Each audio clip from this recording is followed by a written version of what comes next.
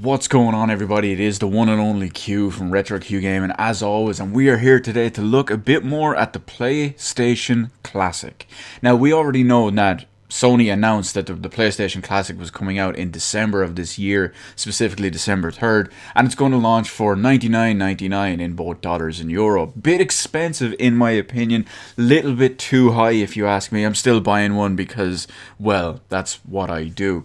And you might remember that when they first announced it, shortly around that time, I'm not sure if it was shortly after or not, they actually announced 5 of the 20 games that were on there. Now, they had already announced at the time Wild Arms, Tekken 3, Ridge Racer Type 4, Jumping Flash, and Final Fantasy 7. And that of course led many people, myself included, to speculate on what all the other games were going to be. Of course, we all expected there to be multiple different teases and multiple different announcements and whatnot in the run-up to December 3rd, but it turns out they actually went ham today on the 29th of October, and Sony released the other 15 games on the list, many of which I actually predicted would make the list, but there was also a few that made the list that I didn't expect. So real quick, we've already mentioned the 5 that were previously announced. I'll go through the current list for the European and American release of the PlayStation Classic. It's very important to note that this will be for the Europe and American region, simply because the Japanese one, which we'll go over in a minute,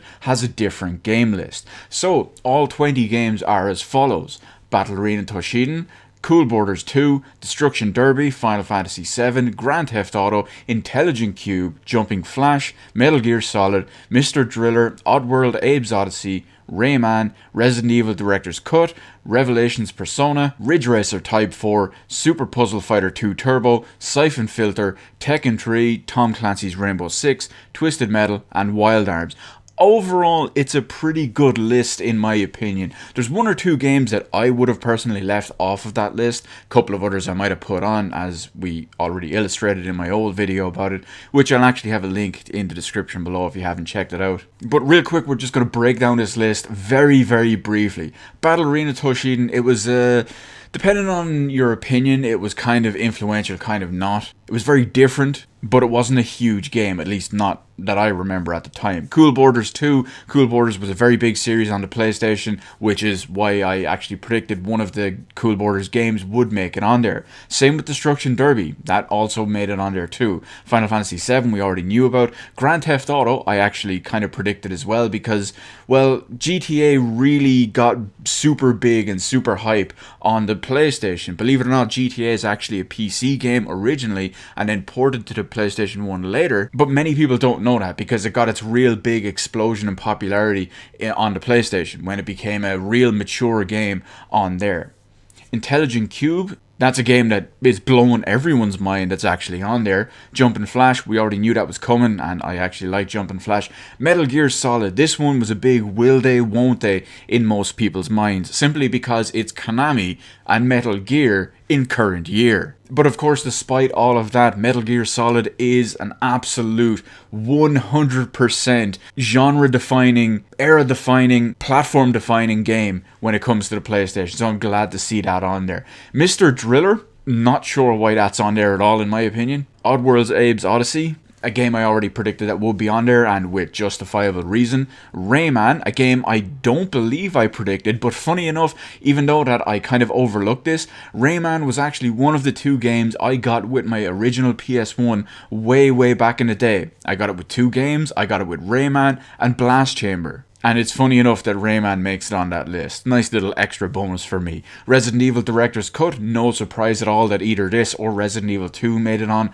Hopefully, since this is the Director's Cut, they do not use the American version of this game. Simply because the American version of this game has a different soundtrack to the Japanese and European version. And that soundtrack is fucking god awful. Ridge Racer Type 4, we already know about that. Revelations Persona, I'm actually really happy to play because, well, it's Persona.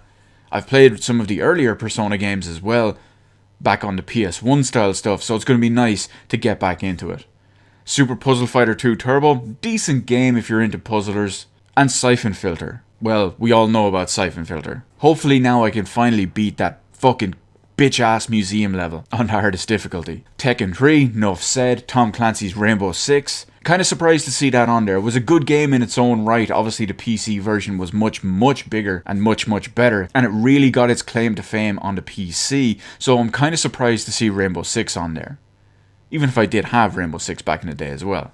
Twisted Metal, always knew there was going to be one of those on there, or at least predicted it. And of course Wild Arms, a very good RPG. Now moving on to the Japanese list, this one does vary a little bit. I'll go through all the games real quick. Not going to talk too much about them, but you'll see why there's one or two I do want to actually mention. So as far as the Japanese PlayStation Classic goes, the list is as follows.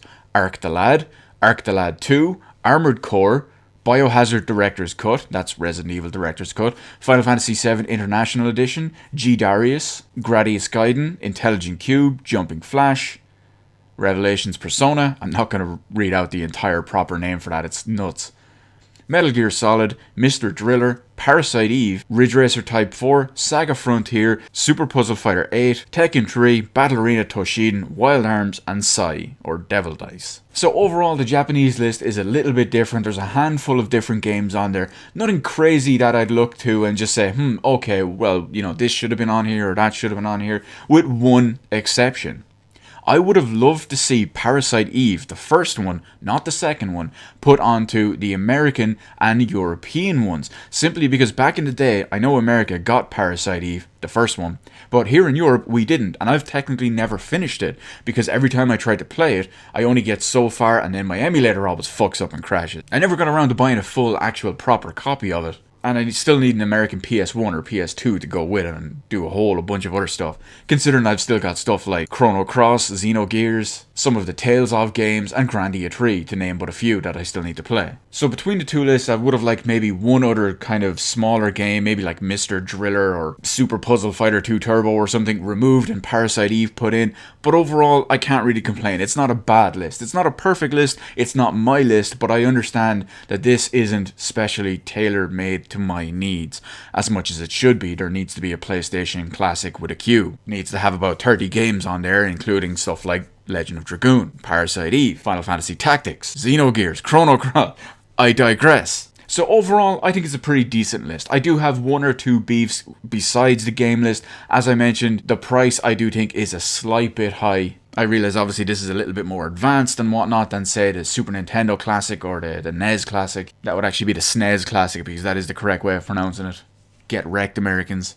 And I do miss the whole analog controller removal, that they're just the basic controllers. I kind of understand why they did it, because when you look at it, it would be production-wise. But anyway, I'm still looking forward to getting mine at the start of December and playing the shit out of it. When it comes to stuff released in December, funny enough, this is going to be the majority of what I play, believe it or not. The PlayStation Classic and Persona Dancing Endless Night both come out back to back. One of them's out on the 3rd, one of them's out on the 4th. And I'm going to probably be just playing so much of everything that's on both of those. But anyway, back to the whole point. We're going to wrap up this video. Let me know in the comments section below what you think about the entire list, the actual proper list, now that we have it. The differences between the American and European version and the Japanese one. Are there any questionable stuff you have on there? Some stuff that surprised you in a good way or that surprised you in a bad way? Are you going to pick one up? And what's your most likely to play or most lauded, most whatever you want to call it, most looking forward to being hyped for version of this or game on this? Let me know all that in the comment section below. Hit the appropriate button to let me know how I did on the video. While you're at it, why not hit that subscribe button, even ring that little notification bell. Granted, getting a notification from YouTube in current year about a live stream or a video upload is a whole other story. But hey, at least you can say you tried, am I right? As always, thank you so much for watching. I will see you in the rest of the videos in my channel.